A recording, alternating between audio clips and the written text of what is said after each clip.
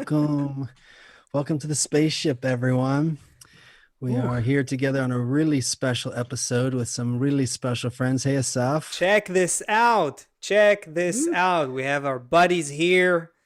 Ooh, and I see a bunch of Yeah. people already connecting from a bunch of places. This is beautiful. Yes. Some people are actually spending their New Year's Eve with us. We should say happy holiday.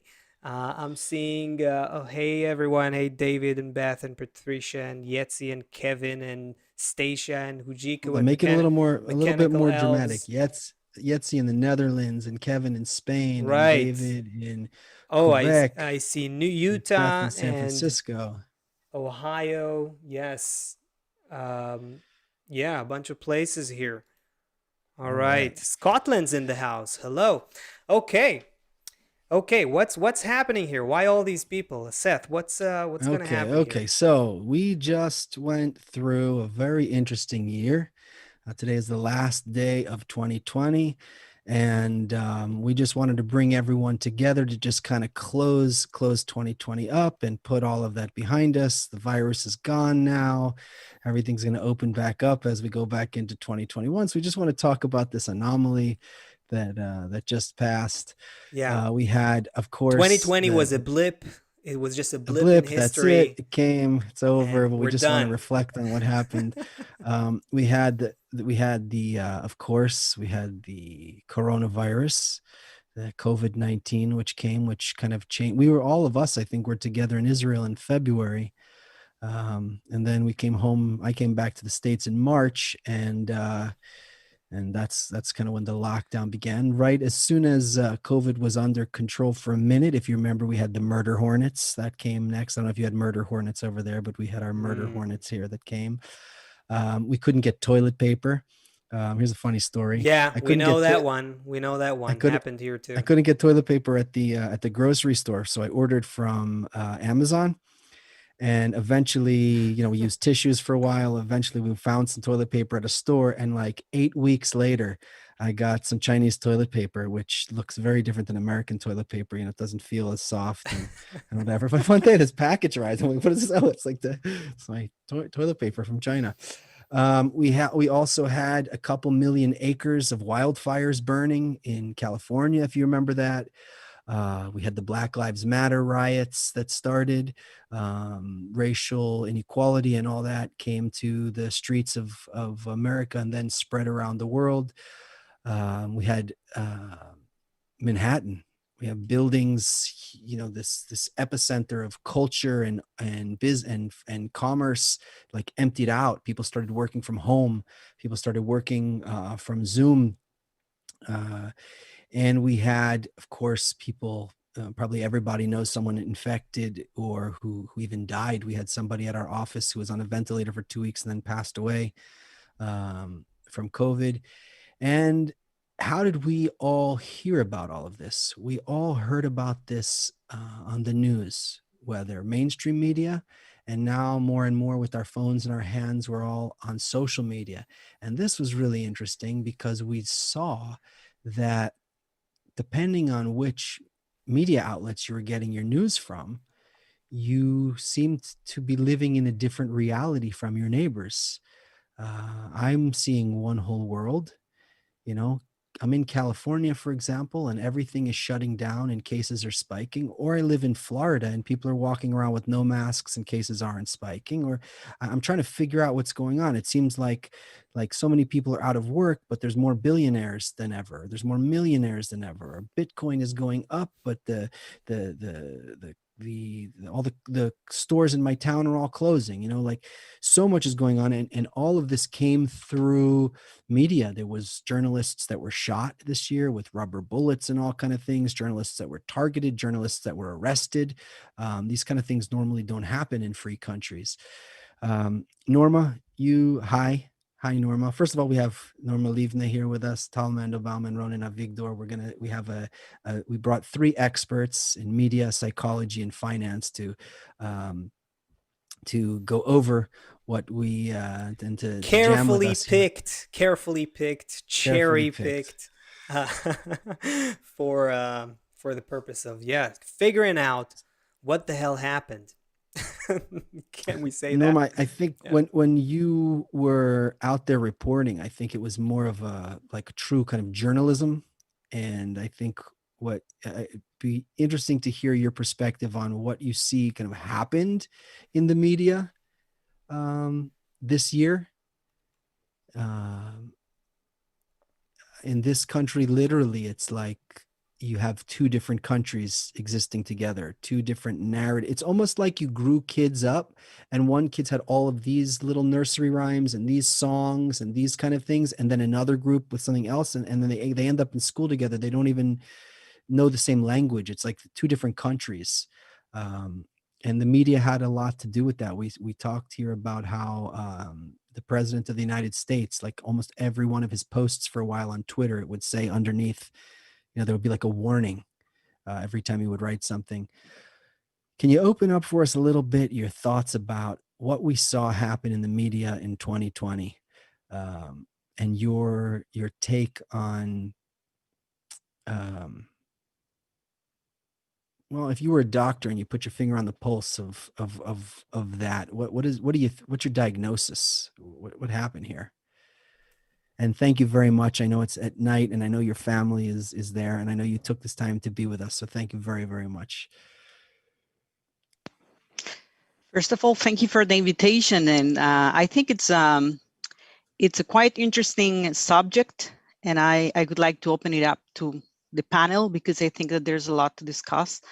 And as you said, we have two different realities, and I could say it's 50-50% reality in America. We have like two different countries, and I'm watching it from a outside perspective, but you live there, right, Seth? So you can also share your point of view in that regard.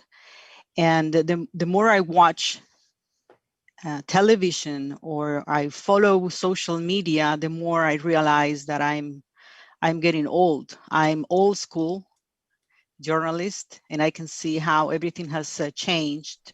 And I wouldn't say that the change is good, but of Wait, course what? it's part of. I couldn't say it's the change, the transformation is in a good direction. But it's part of evolution. So it's something that we have to experience, apparently.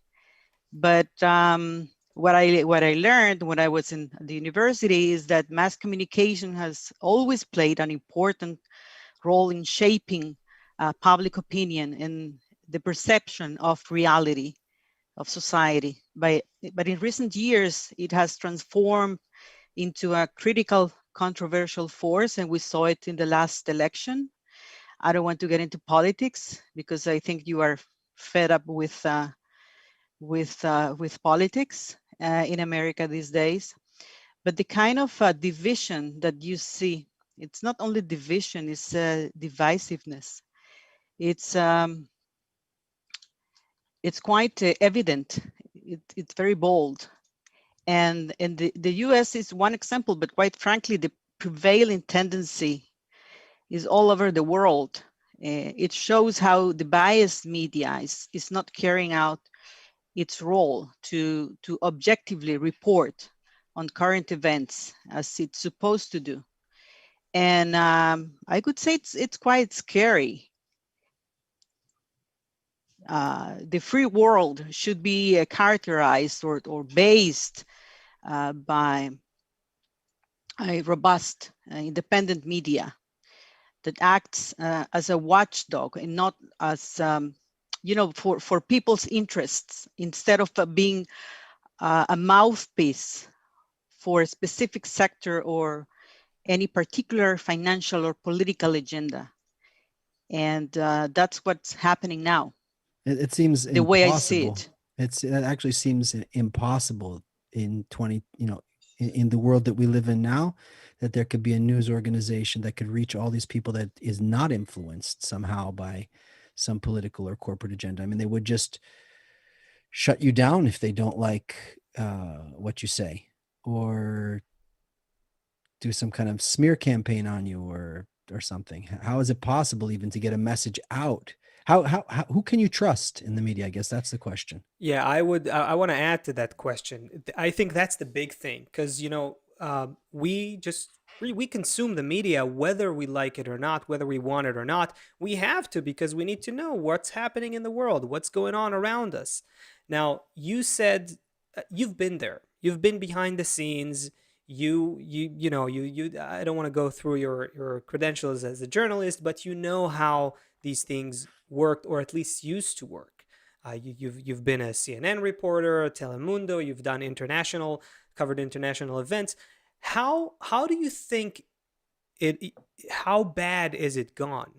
When you look at 2020, is it really that much worse than 5 years ago, 10 years ago, or the time when you were active there? How bad is it really? How much of what we see is real? What can we say is real? How do we watch media today? Everyone knows it's biased, but to what extent? And if you can give us some tips. I think it's quite simple, and I would like to ask you back. Do you think that we are living in a democracy, not only in America, of course, but all over the world? The media distorts its role, and it's becoming a ruler. It's censoring ideas. There's no more free speech as it's supposed to be. Now everything seems to be biased, and the prevailing force, I could say, is fake news. You don't know what to trust, when, and what is the real source that you need to follow or trust, as you said. So what kind of democracy are we living in? By definition, democracy is the rule of people, and all the voices are equal and should be heard, and they should be taken into account. That's terrible. Yeah, it's not the norm now. It's quite the No, I'm saying contrary. democracy sounds terrible. Do you think democracy is no, terrible? I mean, let me qualify that statement. If everyone has a good education, and I don't mean just sitting in a classroom for 12 years, if people understand that we're part of, what I do affects you and what you do affects me. If I pee in the river, your water's going to have pee in it. It's like we're all part of the system together. And then we understand the consequences, then democracy can be great.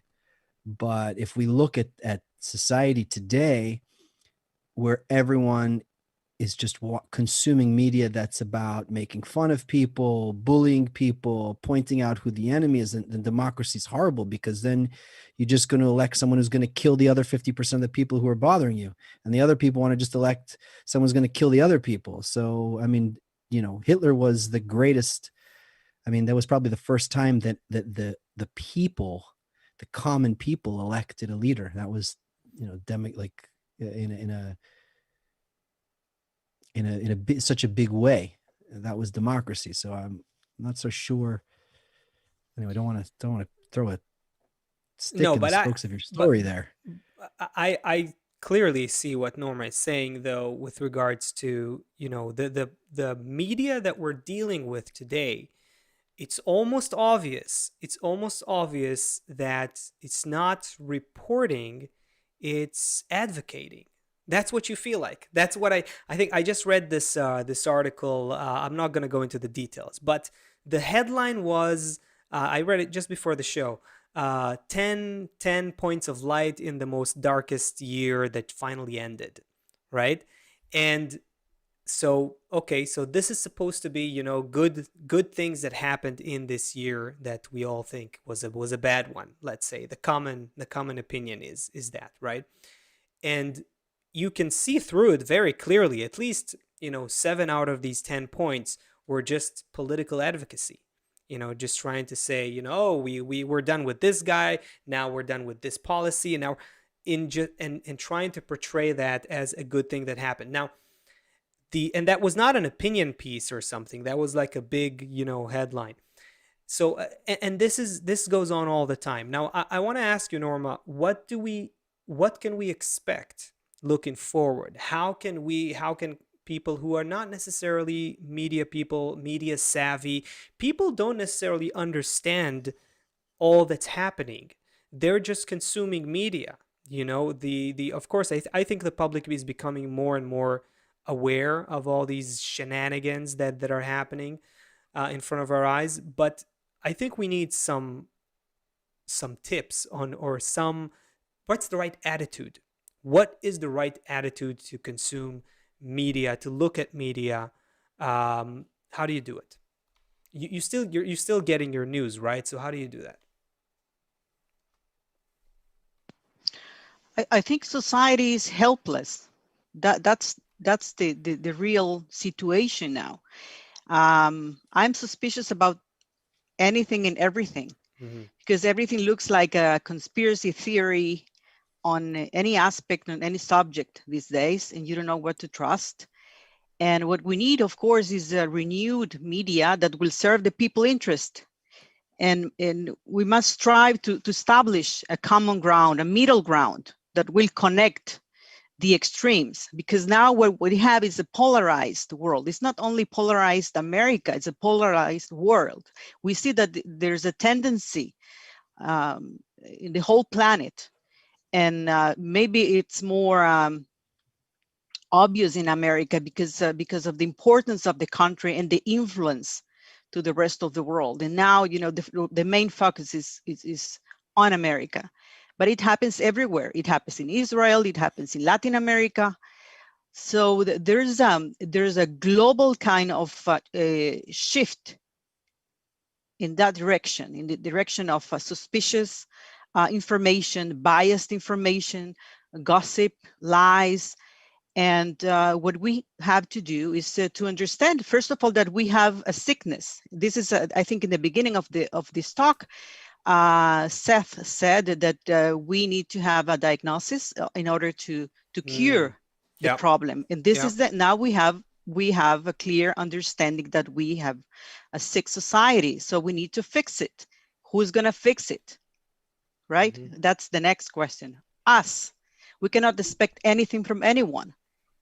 We as human beings need to realize what we have in front of our eyes and look at it, you know, from a very objective perspective, and see if this is the society that we have to inheritance to the rest of the generations, to our kids, to our children.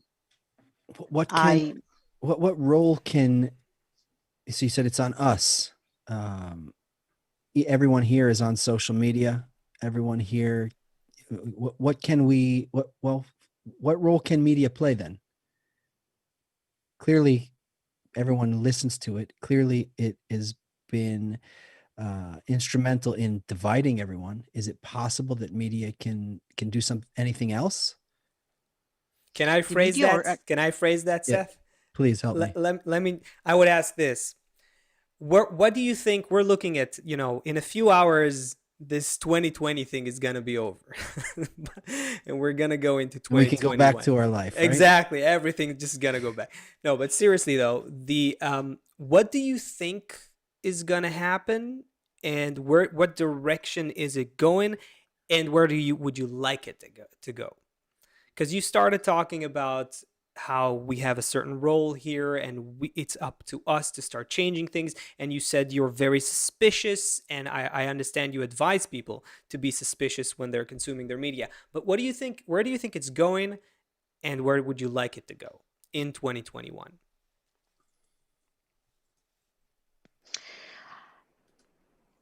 I have a message here. Do we need to switch to Tal and Ronen? No, not yet. Okay. So first of all, I think that what's going to happen is more of what we have now.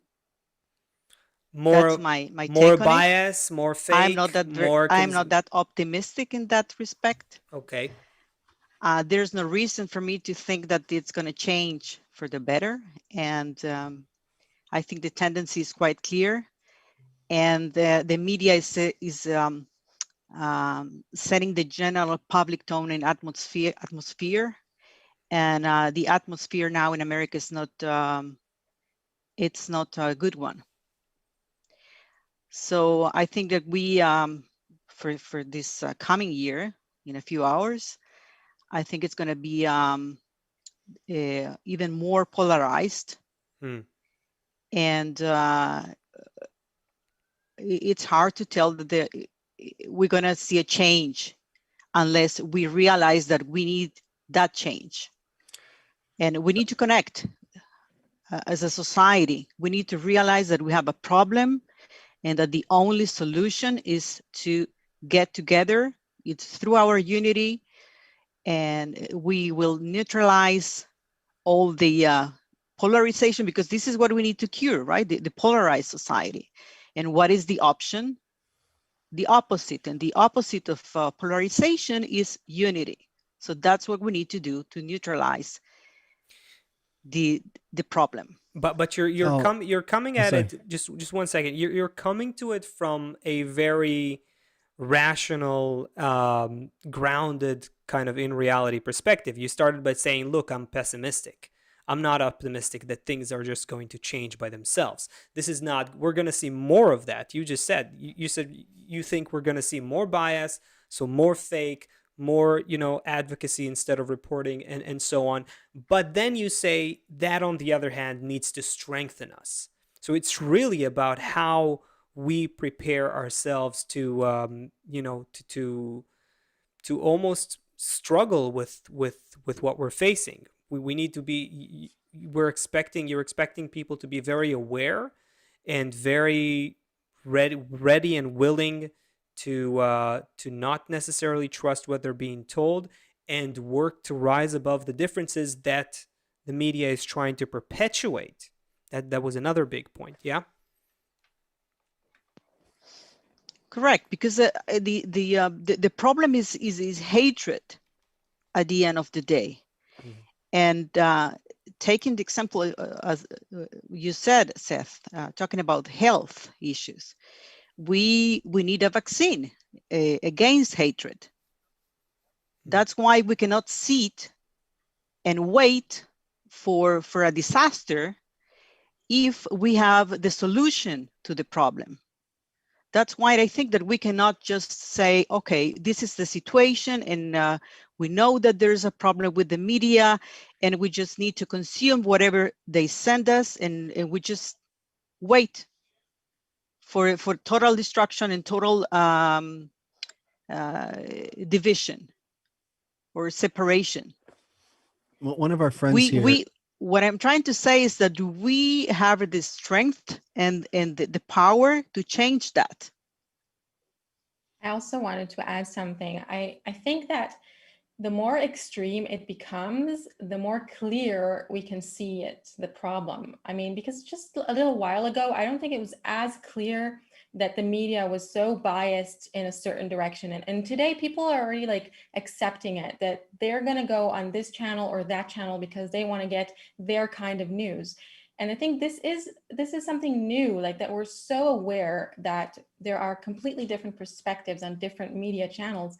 And the more this progresses and the more that we feel this really very strong difference between the different media channels, the more we feel that our free speech is restricted on social media, I believe this awareness will grow until people will think something's not working and we can't continue to live together, like you guys were saying, that we're living like in two different countries. And we're going to feel that this needs to change because the awareness keeps growing together with this polarization that Norma was talking about as it becomes more extreme. So that's what I hope will happen. As it goes and becomes stronger, people will be more aware, and then we'll feel like we need to change it. But you two are saying things are gonna. Exactly. I'm simplifying, but yeah, like things are gonna get worse, and we're gonna learn from it. That's how it sounds.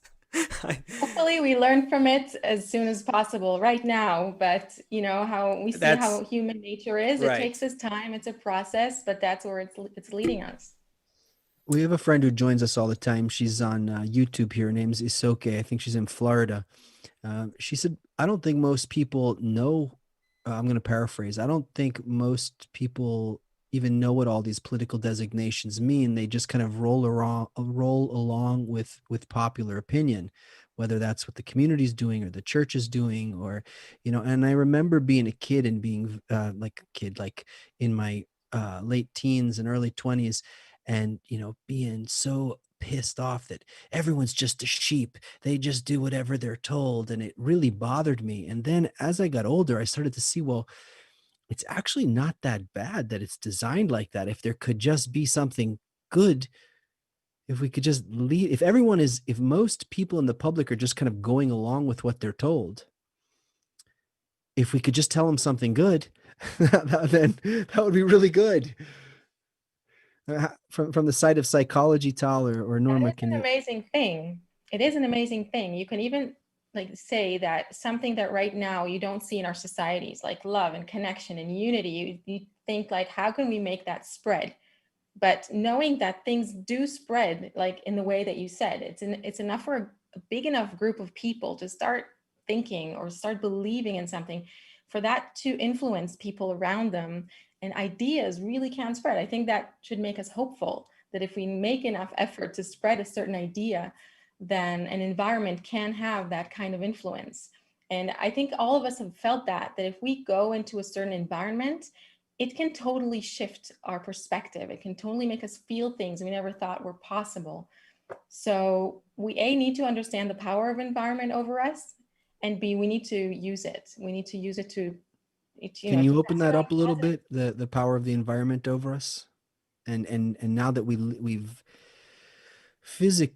outside, we really find ourselves in an environment. I'm actually at the beginning of this whole mess. If you remember our show, we were so excited when this started 8 months ago. We were showing videos of people on their balconies in Italy singing, and people doing all these fun things together. It became like a game, but then it quickly turned into, the environment is really oppressive now. Everybody feels a lot of anxiety. Everyone feels a lot of uncertainty. People feel depression. I think in Japan, the suicide rate is higher than the COVID death rate now. So, when you say the environment, what hope do we have to be in an environment that can nurture unity? Like Norma's saying, we need to have media that talks about unity. How is it possible?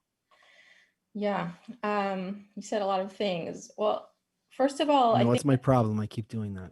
the reason I think that at the beginning of the pandemic, there was a kind of unity for a few moments. I think it was because of the fear. Like we didn't know what we were facing. Everybody was kind of scared. And then we kind of like in an instinct, we felt more connected. We wanted to support each other. But then when we saw that it's getting longer and it's not ending, and then there started to be all these opinions about what it is and what it isn't. And then we started discovering our divisions and our opinions again.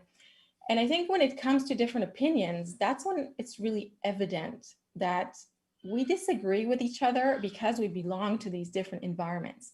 Like I'm talking to somebody and they watch CNN, but I watched like a different channel, then we're going to have different opinions because we come from completely different environments that completely wash our brains with different messages. So it's kind of an awareness that we need to understand that we're not fighting each other. It's like we just have different opposed environments that are influencing us.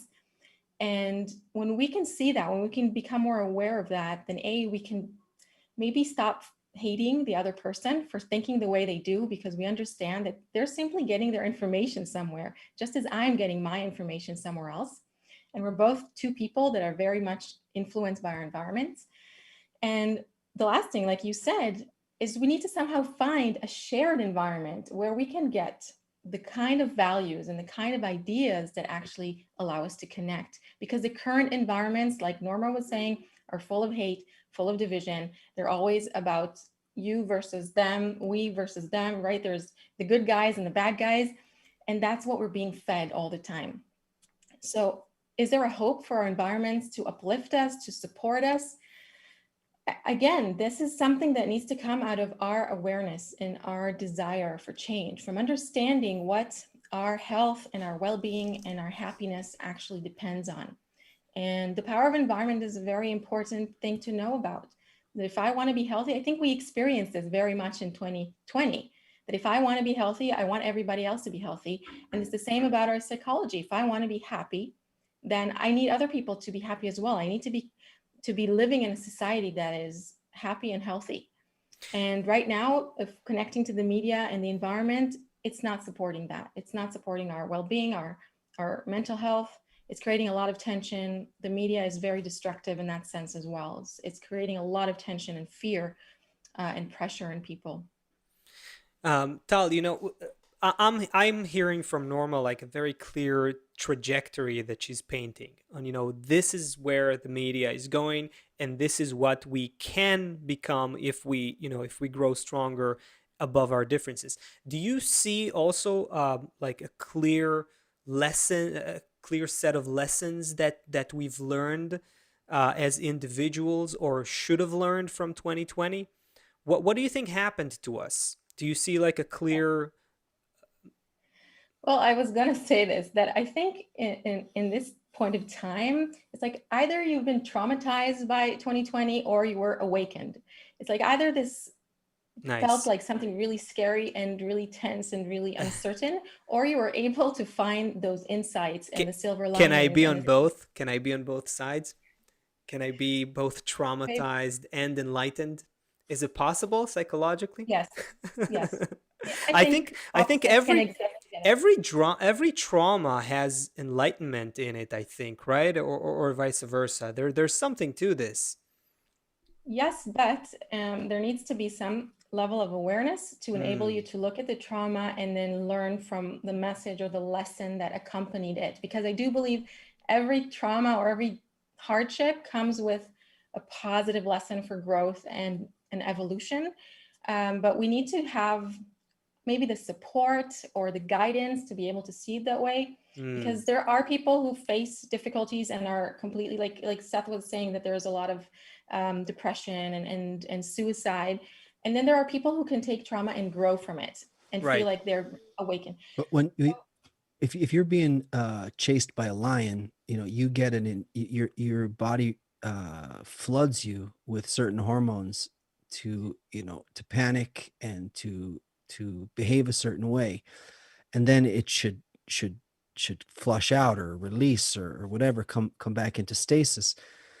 We're living in a situation where we're constantly in that fight or flight, that we're constantly filled with adrenaline or whatever it's called, these things that flood our system. And how can we be healthy then if that, I mean, we can't cut ourselves. I mean, we could, but it's not going to help. We can't cut ourselves off from the media. We need to know at least what's going on. Can I go outside? What's going on? What's happening? So how do we stay healthy and turn these traumatic events? I mean, I think everyone's going through some kind of trauma. You'd have to be living under a rock if you're not. So what is the way um, to aim this in the right direction and protect ourselves from this onslaught? Yes. I think we have to go to some kind of higher wisdom, a higher understanding of why things are happening and the process that we're in. I really feel like that is the only way that you can keep your head above what's going on the day-to-day life that is so stressful.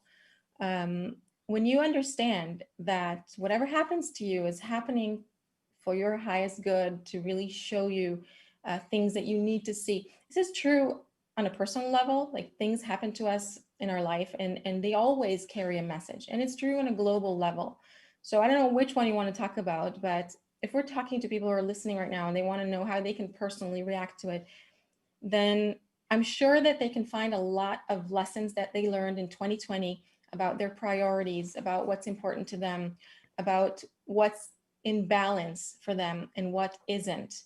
For example, especially the beginning, a lot of people were talking about how they finally saw that they can be happy without, you know, getting out every day to sit in traffic and go to work, and they could be much happier to sitting at home, working from home, spending more time with their family. Like, especially at the beginning, we really sensed that all this change that was happening was actually allowing us to experience something that we've sought for a long time, a kind of relief from the kind of way of life that we were on, the very stressful and negative course that we had been on as a humanity. And it's true if we talk about consumerism and how we had been completely out of balance with our environment. And the scientists were telling us, if you keep going in this direction, you're going to self-destruct, right? You're going to destroy the planet. And we weren't able to stop. And so we got this change from the outside that was forced upon us so that we would finally stop and rethink our course and make some changes, rebalance. And this was true as a humanity. It's true in our personal lives. I think a lot of us had a chance to try new things that we may have thought were not possible, but suddenly were. For example, mothers who were really relieved not to have to send their young children to daycare and to be home with them, because that was what they truly yearned for. And suddenly it was made possible for them. Or fathers who could be with their children and connect with them and get to know them again after so many years that they were working so many hours, they didn't have that chance. Or people who just said, finally I have time for being with myself, just being without rushing to work. So I think right now, at the point that we're at right now, there's a lot of stress and kind of fear about the economy and in the politics, and that kind of mire down these nice kind of insights that we had. But there was a lot to learn from 2020. And I do feel that if we take these lessons and want to continue them in 2021 and not wait for more pressure to add on for us to make changes, then it is possible for it to be better.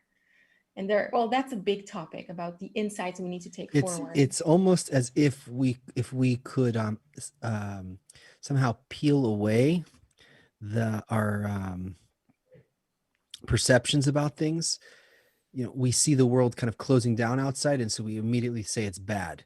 Or we see that we had to change these things about life, so we say it's bad. But if there was almost like if we were building a house and somebody doesn't know what's going on, he sees you digging a hole first and he's like, well, what are you doing? You're going the wrong direction. You want to go up. Why are you digging down? Almost as if we can look at 2020 like it's laying the foundation for a new way that we can all be together. And it's just so disruptive and chaotic because we're just so not used to it at all. Definitely. It's like the old world that we've come so accustomed to, in a way, is falling apart. And that is painful. It's hard. It's stressful. It's scary, but it's making way for something new.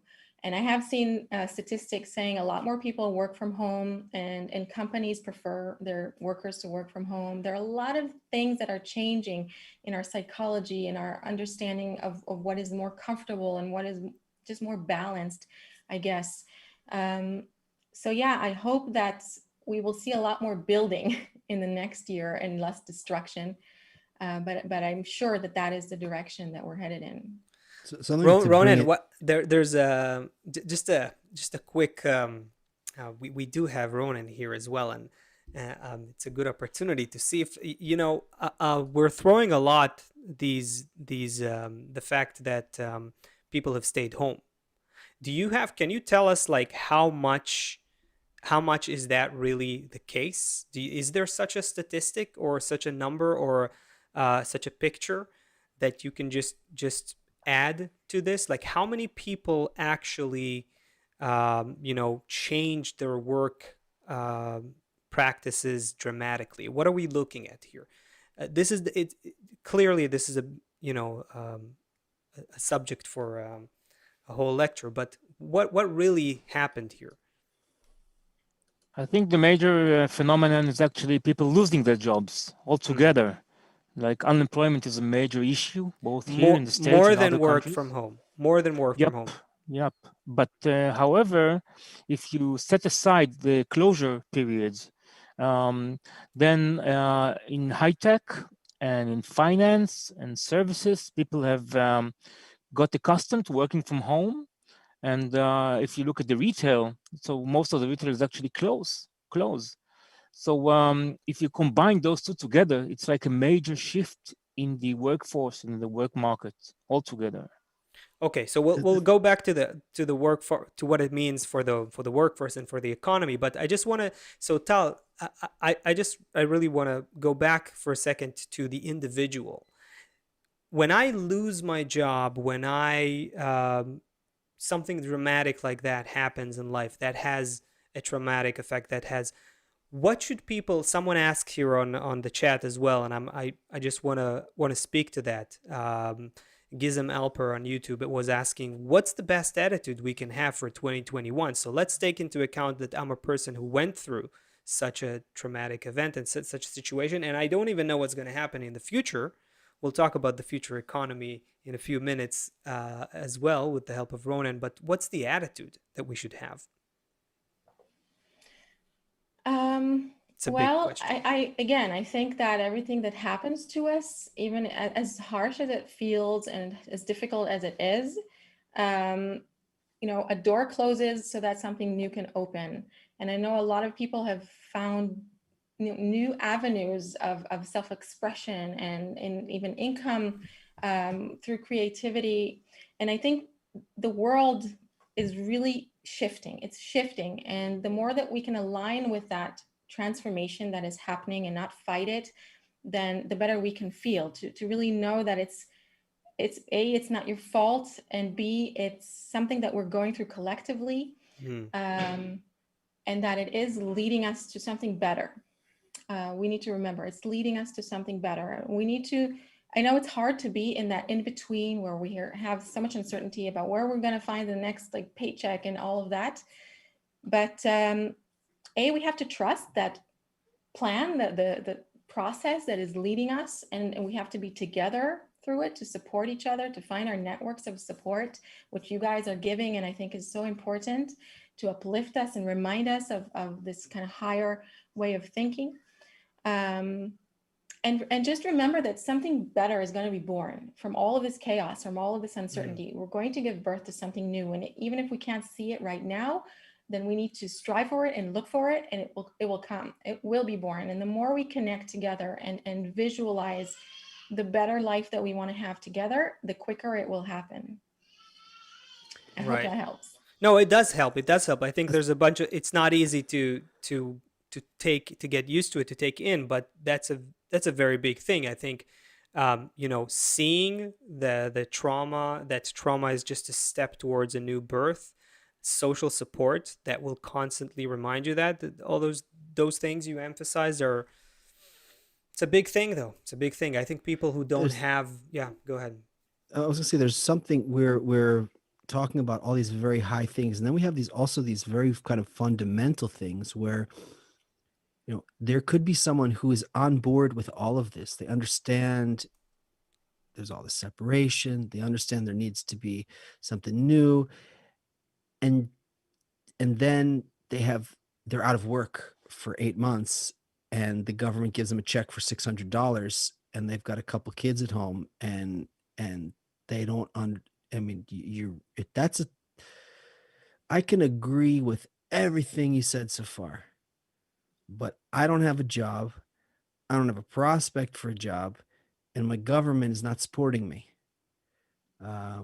Everyone in the government, all the government workers, the politicians who are making these rules, they're still getting paid six figures and fighting back and forth about whatever they're fighting about. But they made me close my hardware store or close my coffee shop, and they gave me a check for $600 for 6 months. So,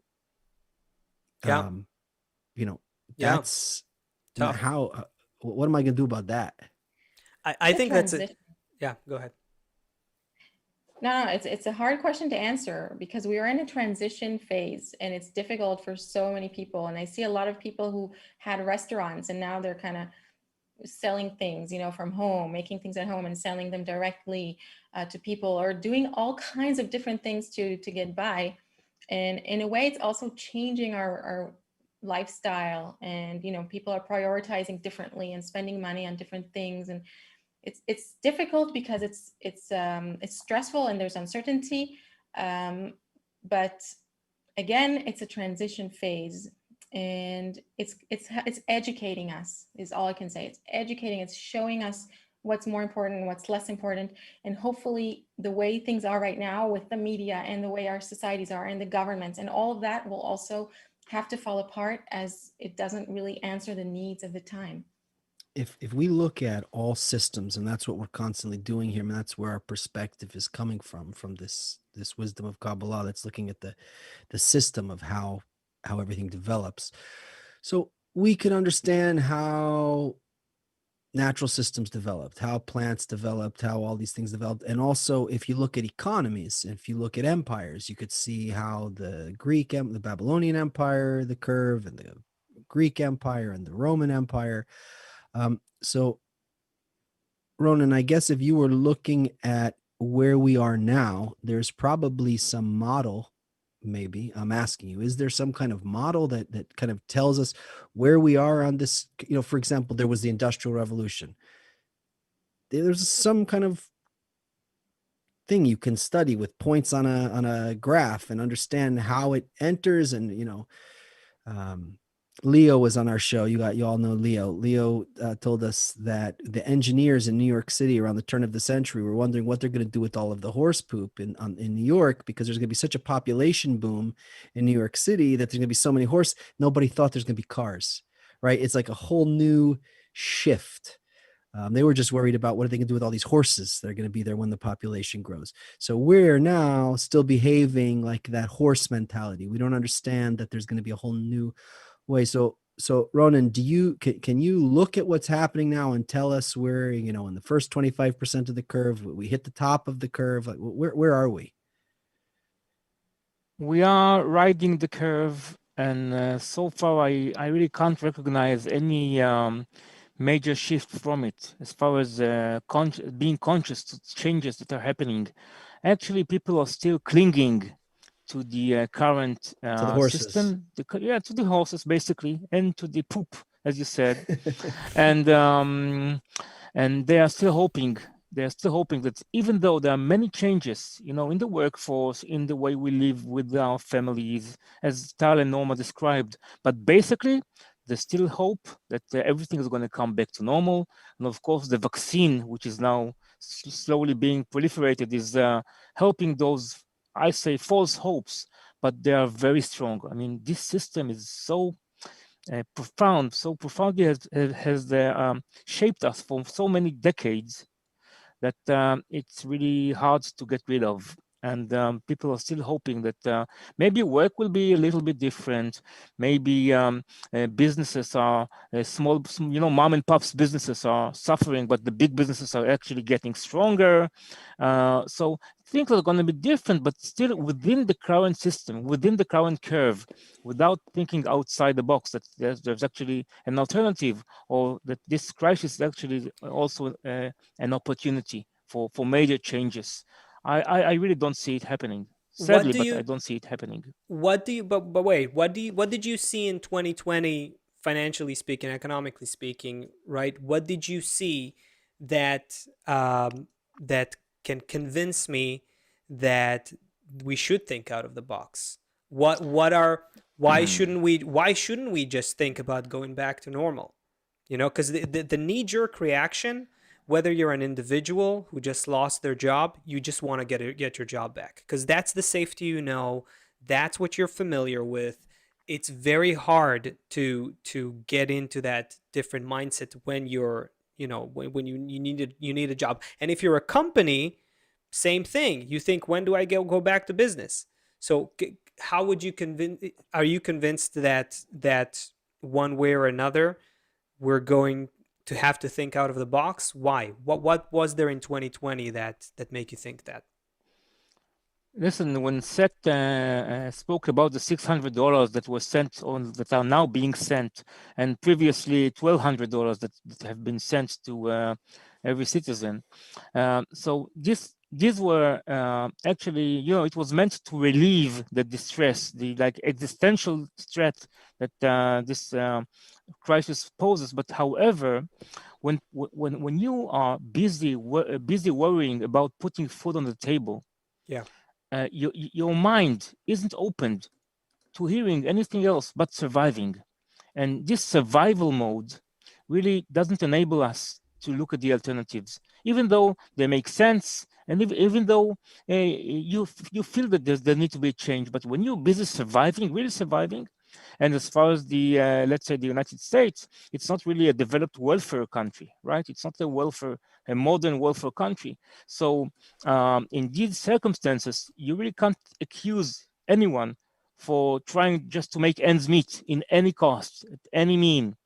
And this like stifles the hope that something new can rise from this crisis. This is like this is a disruptive event, major disruptive event that should have maybe caused people to reconsider the system as a whole and say, listen, this can't really happen.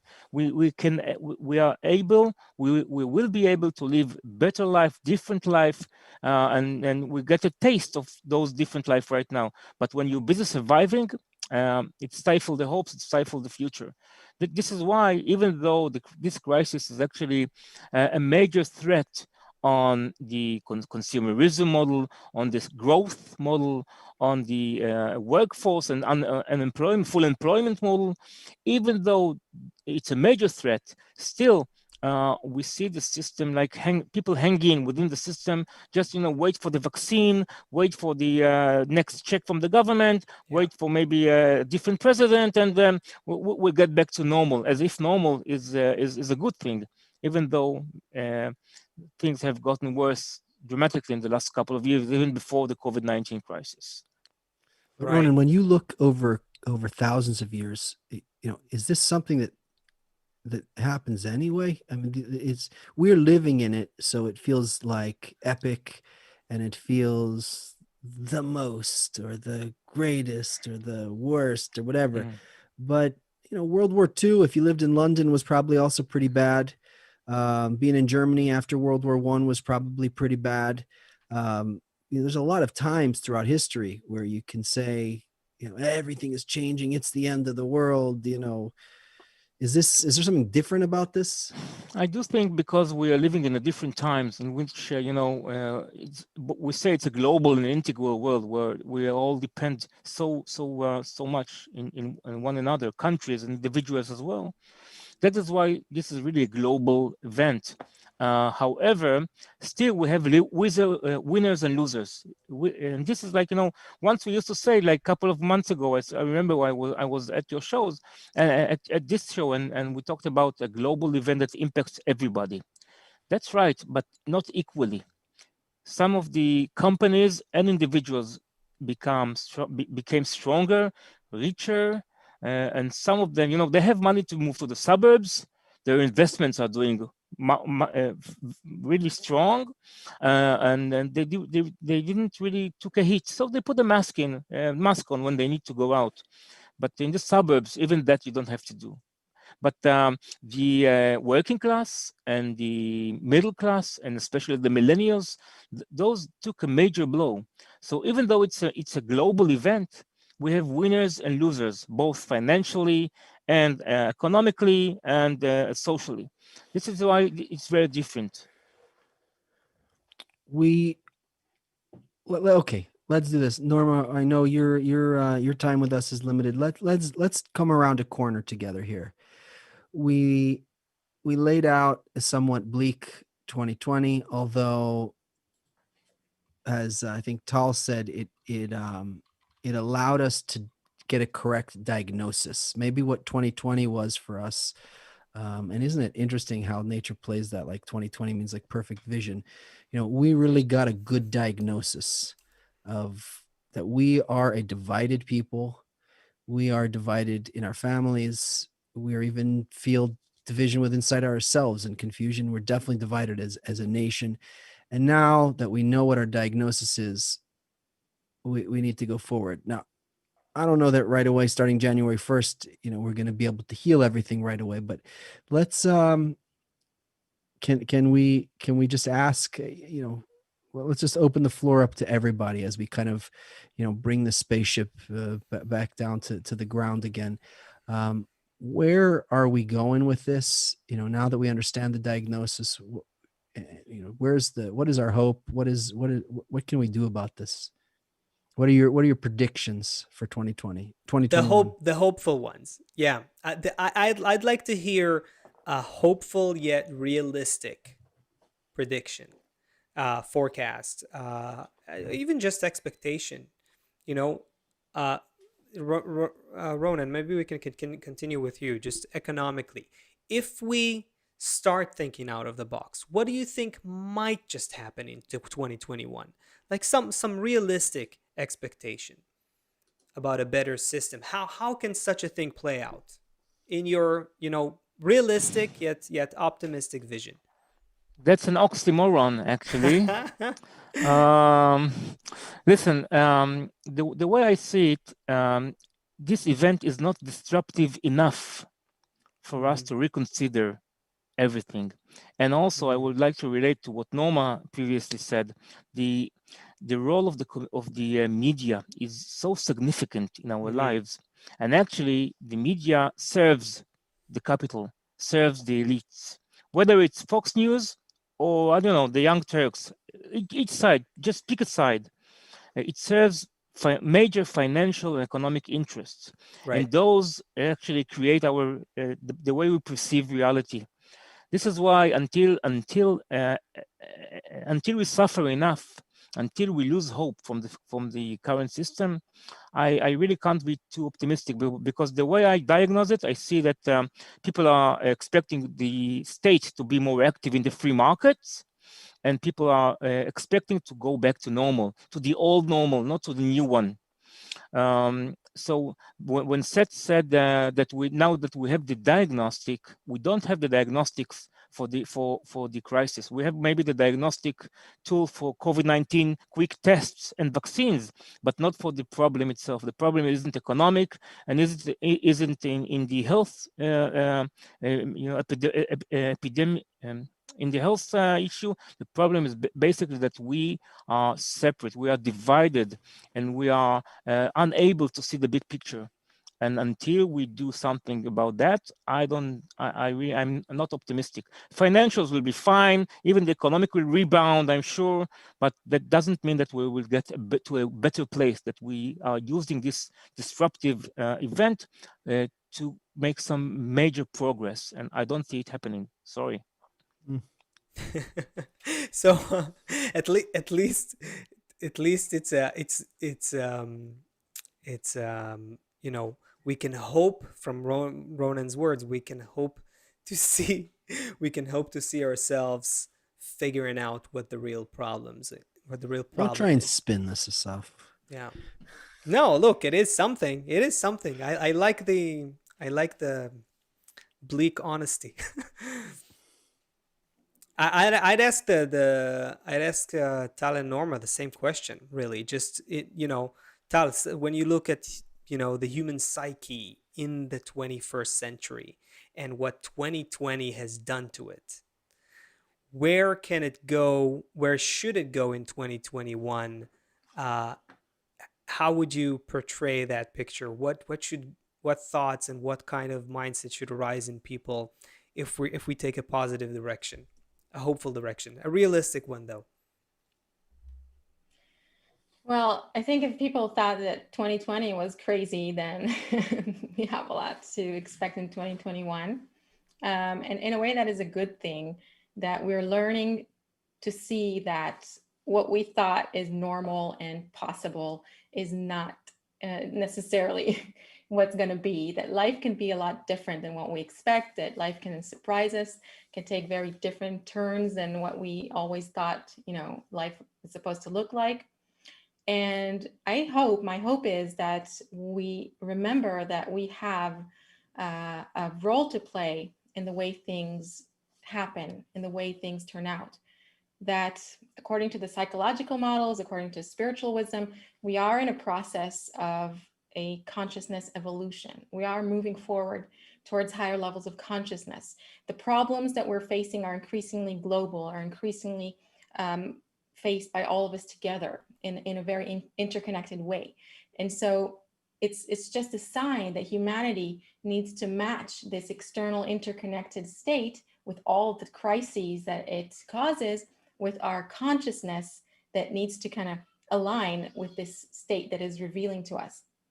So I hope we all feel that as we move into these next stages, we need to align our consciousness, our thoughts, our ideas, our environments with this change, so that each of us connects more to these positive, uplifting environments and people, and talks about how we can connect better and how we can rise above our differences. And the more each of us does that, the more that we help everybody else move in that direction, because like we said, we're all connected, we're all living in these networks where we influence each other. So each of us has a big role to play in influencing everybody else and pulling everybody in that right direction. And the more protected we will be, the safer we will be, because all the pressure we're experiencing is the pressure of evolution pushing us forward. So the more that we can move forward consciously, the less pressure we will need, the safer we will be, the happier we will be.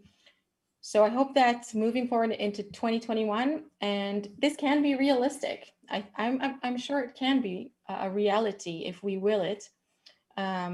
Maybe we will experience more pressure, but like Ronen said, if this disruption allows us to really understand where we're headed and what we need to do, then this pressure can actually help us awaken. And that is in the evolutionary plan. The models speak about it, and we have that potential. It just needs to fulfill itself. I'm building Norma, I up. know you have. I'm building up here. My summary me is too. building up. Okay. Okay, hold on.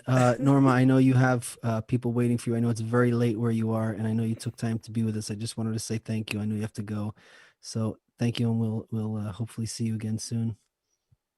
Okay. Thank you very much. Okay. It was a pleasure, and Happy New Year.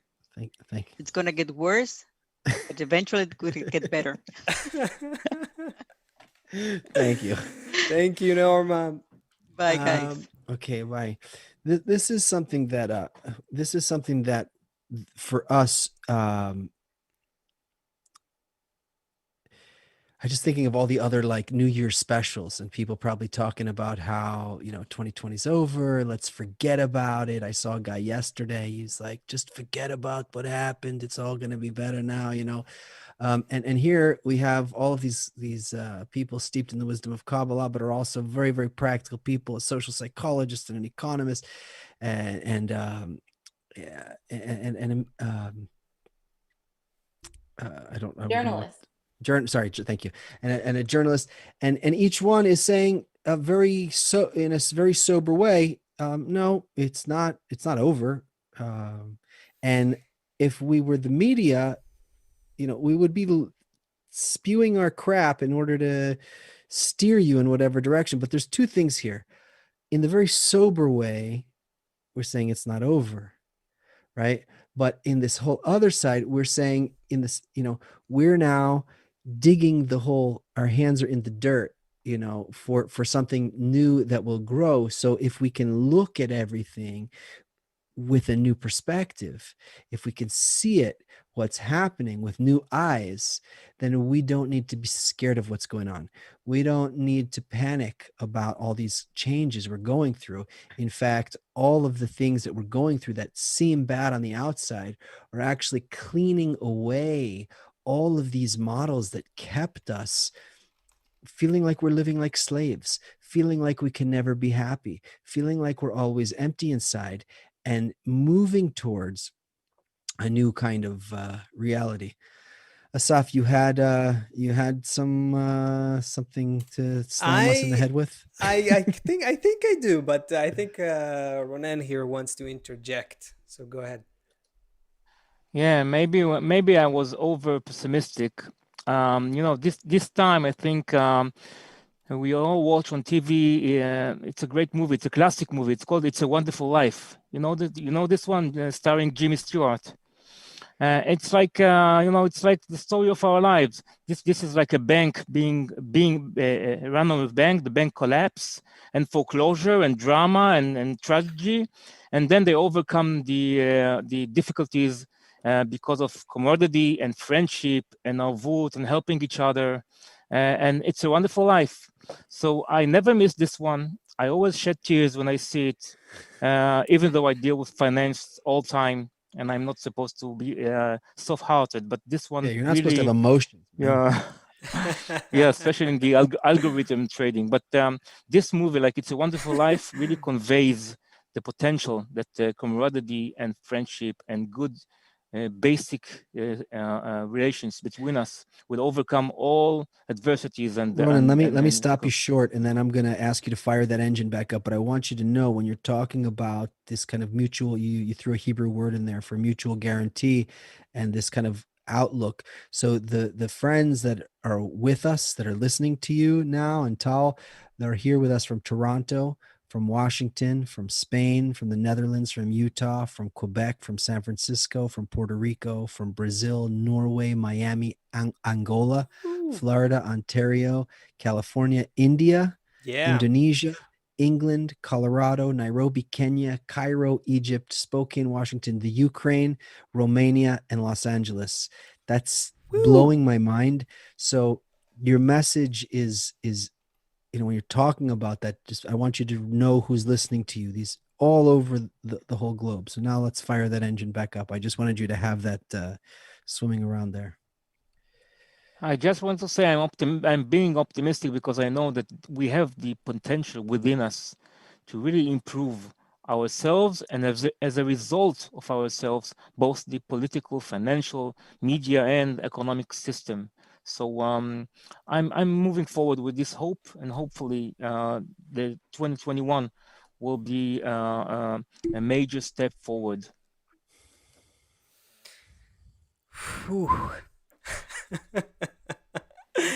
All right. I want to say, first of all, just to thank everyone for agreeing to jam with us on this, to take this to undertake this mission of summarizing this year, and trying to look forward in a realistic kind of way, and yet try to spruce it up with some optimism as well.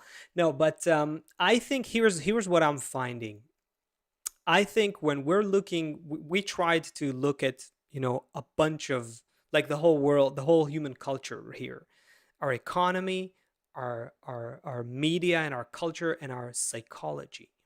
And when you kind of take in all those perspectives on what's going on right now, and it was evident a lot in what Ronen said, but it was also apparent in the other areas too. I think that we are going through such a dramatic shift, such a deep, a profound transformation of human culture, that we can't even conceive of it.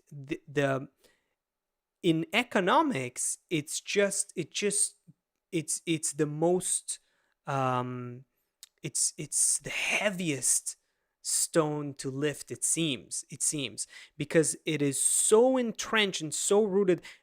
Economy is like the economics is like the global infrastructure of all of humanity, and on top of that we have all kinds of things that we do in life. But on the other hand, the only way to change anything, after you hear Ronen talking about it, it's very clear that we have to change ourselves. You have an economy that does not work in the best possible way for everyone. It does not deal with such a crisis like COVID well. A lot of people have gone out of work and out of hope in 2020, and they don't know what's going to happen. And yet, it's very hard for us to just recreate ourselves. It's very difficult. Our media, hugely influenced by economic interests and political interests, is perpetuating division, like Norma said. It is perpetuating the depression and distress and stress and division and so on. And it's becoming more and more fake right in front of our eyes. And yet, it's very hard for us. We have to consume the media still to know what's going on. We're in this world. It's hard not to be influenced by it. And so it comes down to you, Tal. No, so I mean, it comes down, I'm kidding. It comes down to us. It comes down to our psyche. It comes down to, we have to change in order for all our systems to change. It just becomes very, very clear. We have to recognize that we are actually connected to each other, that we are actually influencing each other in every possible way, from the very physical well-being, infecting each other with viruses or not, to the economic choices that we make and how they affect a whole sector of people, a whole chunk of the population. If you're a there's company, a for concept that we instance. keep learning about Yeah. in spirituality, which is this thing called like a full measure. Like you keep adding and you keep adding and you keep adding and nothing looks like it's changing, and you keep adding and you keep adding and nothing looks like it's changing, and then you get to the full measure and And it's then whoosh, like you it's like a new world. just that right. Yeah, you just have to hit that right. Just finish. Yes, Just fill the cup. It's like a cup that you got to fill it, and the moment it's full, then something new happens. The right. moment you Tipping that's point. what? The tipping point. The There you go. tipping Tipping point. There point. you go. The Yeah. tipping And point. the kind of the trick that nature's playing on us, as long as you're a kid, you remember with if you have your kids, if you don't do that, I'm gonna take your phone away. Or if you do that, you can have ice cream. But as nature is growing us, nature's growing us to not just live like an animal that well, I'll be nice because every time I'm nice I get my reward right away. I'm going to do this because every time I do that I immediately get I get $50. Every time I Right. do something good for you I immediately get a reward. So now we're in this kind of this weird space. Nature is building a new level of consciousness Yeah, in there human you go. beings. So we need to, make movies, make shows, write things, talk to people, do these things. And but I did all that and I don't see anything changing yet. No, but keep going. Keep going. It all counts. And this is another thing about the era we're entering now. And we see that how we can't trust the big media and things like that, but we can trust ourselves more, and we can trust those around us more. And we start to build these little circles, and they can become bigger circles, and then we'll all of a sudden, wait a second, there's someone in Nairobi, Kenya, who's thinking the same thing I'm thinking, and there's somebody in Quebec who's also thinking this, and someone in Tenerife, and someone over in Ethiopia, and we'll get to that flipping point. And It's on us. we might find ourselves in such a cool, I'm saying cool because it's an easier way, more pleasant way to introduce it, but it's actually dystopian. We're going to find ourselves in this cool paradox, where on the one hand life is not getting any better, but on the other hand it's becoming clear to us that it should, and that it has to be, and that it's the only thing that makes sense to live on this planet together as one family and start recreating our systems to follow suit. It's the only thing that will make sense the more we will progress. And it's gonna happen. I don't know. You got a song for us, Seth? How do we get out of this? Yeah, we can get out of this, but let's just open it up for a minute here. Tal, is there something you that you had on your mind that you didn't get a chance to say, or Ronen, before we wrap up? Ladies first. I don't know, by listening to you guys, it's great, and feeling how connected we are. It's always great coming on this podcast because it's so full of truth. And I feel like as we talk, we're doing something, we're moving something, we're creating a new consciousness together. And I think we need to leave this kind of session we had today with a lot of hope and a lot of optimism and a sense of empowerment. That as scary as things look, this reality is not as material as it seems, and change can happen in very subtle ways. And we need to believe in our power to create that change through our connection and through our positive work, and never lose hope in that. And just to stay connected to each other so that we can keep doing that. So I hope everybody is feeling hopeful right now. Well, I can just add that this is not wishful thinking. It's actually the reality in which we live in, and we all hope for major positive feedback from nature if we do our best to connect. That's it. Happy New Year. Yeah, Seth, now you can hit the play button. Seth Okay, is I was waiting for you to tell me all the great things that are going to happen in 2021, but if you want to keep it. So I can tell you then in 2021 we will be here, and that will be on Thursday. What are we today? Thursday, Sunday, Sunday, 2 p.m. Eastern. That will be in 2021. We will be with you all the way. We're not leaving. We're going to do this together. We're going to see this change happen. How long is it going to take? Probably another year at least. We're going we're going through a real, this is like biblical proportions what we're going through. This is something real. We are going to do it. Don't lose hope. Stay connected to each other, message each other, find out who they are, support each other, and let's rise together above all of our differences into that unity that all of our guests spoke about so beautifully today. And that's where we're going to find this new world, and you are the ones who are building it. Keep remembering that you are building it. And Tal, we'll have to have you back, because sometimes people who are on a spiritual path, they become more egoistic. So we're going to have to learn how to deal with that also. All right, everybody. Happy New Year to everyone. Lots of love. We'll see you soon. Great transition, Sunday, 2 p.m. Eastern. Bye, everybody.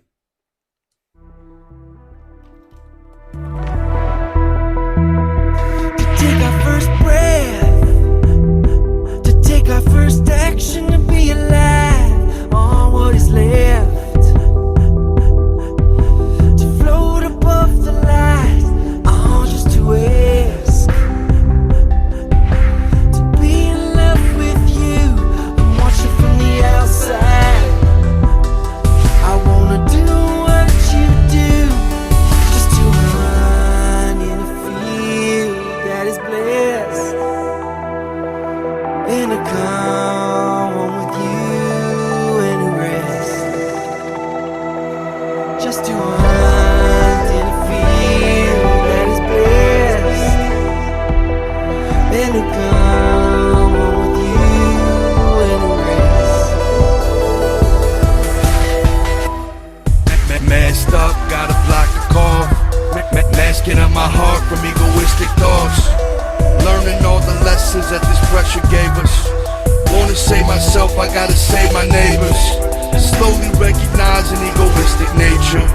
Showing us connection is the only savior. We gon' come together, plow these fields of hatred. All is one with sowing seeds of love relations. You shatter these walls, unsettle this heart from the chains of time. Then we soar through oceans in the sky. Oh, through your cold, to be in love with you, watch you with a bird's eye. See the world is filled with you. Just to run in a field that is blessed, then to come home with you and to rest,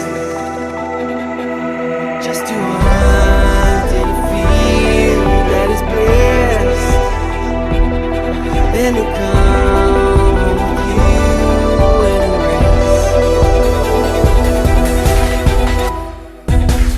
Only love can save us. Viruses, the hatred, unity gon' vaccinate us. True immunity from all the things that separate us. Everything is only for the good, it's all to change us. Yeah, so with tears and we reaping joy. Ego is the evil seeking to destroy. Education covering the hate with love. Revelation blessings raining from above. Just to hunt in a field that is blessed, and to come home with you and to rest, just to